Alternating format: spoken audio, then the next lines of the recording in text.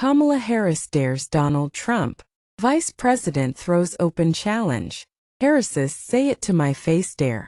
Will Trump accept Vice President's challenge? Will Trump debate Harris? Former U.S. President attacks Harris. Republican nominee Trump calls Harris crazy and evil. Targets Vice President over border security. Race for White House heats up. Vice President Kamala Harris launched a scathing attack on Donald Trump. Delivering a powerful speech at her largest campaign rally, Harris declared a shift in momentum in the White House race and challenged Trump to a face-to-face debate. The momentum in this race is shifting. And there are signs that Donald Trump is feeling it. You may have noticed. So last week, you may have seen, he pulled out of the debate in September he had previously agreed to. You'll reconsider to meet me on the debate stage.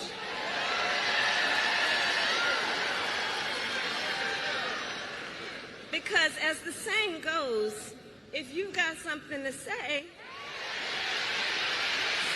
to my face. Kamala Harris is leaning into her record as a prosecutor, telling thousands of supporters in Atlanta that her experience in the courtroom as district attorney and then California Attorney General makes her ready to take on Donald Trump.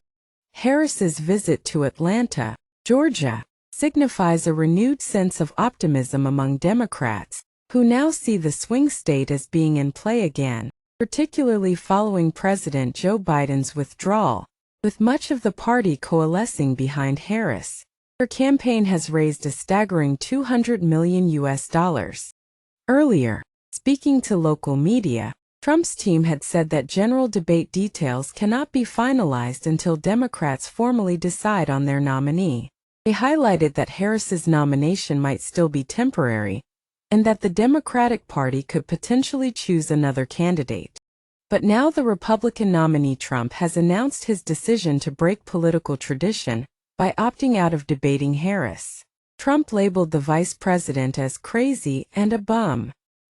While addressing a rally, the former U.S. president attacked the vice president over the border security issue and called her evil. This deadly destruction of America's borders is completely and totally disqualifying for her to be president.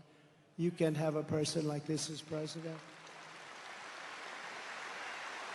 No person who deliberately releases these kinds of savage criminals to prey on our youth and our people, not just youth, elderly people too, are tremendous targets, should ever be trusted with power.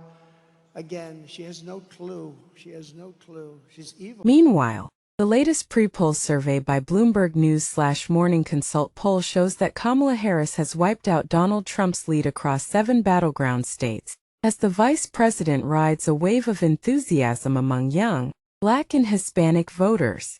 According to the survey, 48% of voters backed Harris compared to 47% for Trump, a statistical dead heat in the swing states that will likely decide November's election.